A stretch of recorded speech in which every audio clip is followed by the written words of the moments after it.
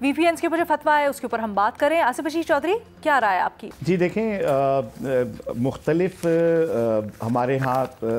سیاسی جماعتوں یا سیاسی مذہبی جماعتوں کی طرف سے تو مذہب کارڈ استعمال ہوتا رہا ہے, لیکن جس طریقے سے وی پی این کے معاملے پہ حکومت مذہب کارڈ استعمال کر رہی ہے اور ڈسٹارٹڈ فیکٹ سامنے لا رہی ہے, مجھے اس پہ بڑا تعجب بھی اور افسوس بھی ہے. بیسیکلی اسلامی نظریاتی کونسل نے کل ایسی کوئی سفارشات نہیں دیں.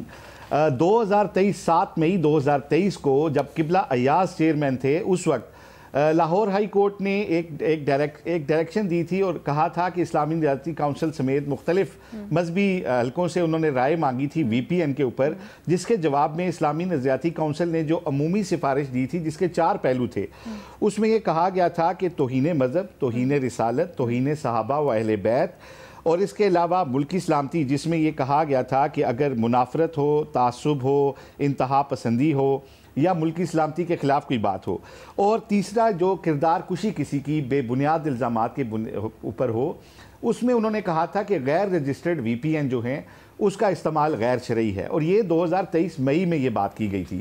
جو چوتھی جز ہے جس میں یہ کہا گیا ہے کہ اگر کوئی شخص رجسٹرڈ وی پی این کے ذریعے حکومت کے اقدامات پر اخلاقی دائرے کے اندر کوئی تنقید کرتا ہے تو کسی وی پی این کا استعمال غیر شرعی نہیں ہے. اس بات کو ڈیلیبریٹلی چھپایا جا رہا ہے. اب مجھے یہ بتائیں کہ اگر حکومت ایک غیر قانونی پابندی عائد کرتی ہے سوشل میڈیا کے اوپر اور کسی عدالت میں تسلیم بھی نہیں کرتی کہ یہ پابندی عائد کی گئی ہے,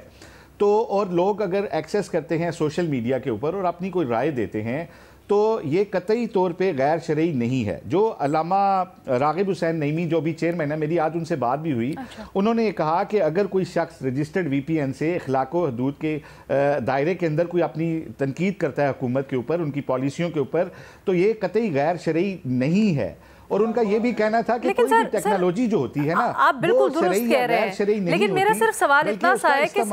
سر اب ضرورت کیوں پیش آ گئی کہ معاملہ جو ہے فتوے تک پہنچا کیوں ہے؟ میرا خیال ہے کہ معاملہ فتوے پہ اس لیے پہنچا ہے کہ باقی یہ فیلئر ہے حکومت کا کہ انہیں مذہب کا سہارا لینا پڑ رہا ہے, ان کا اس پہ اوپر کوئی ان کا بیانیہ نہیں ہے. علامہ راغب نعیمی صاحب نے واضح طور پہ یہ بات کہی ہے کہ کوئی بھی ٹیکنالوجی جو ہوتی ہے وہ شرعی یا غیر شرعی نہیں ہوتی, اس کا استعمال اسے شرعی یا غیر شرعی بناتا ہے, اور سیاسی تنقید جو ہے وہ قطعی طور پہ غیر شرعی نہیں ہے.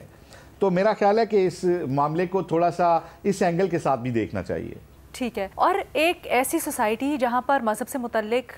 پہلے ہی بہت حساسیت ہے, اور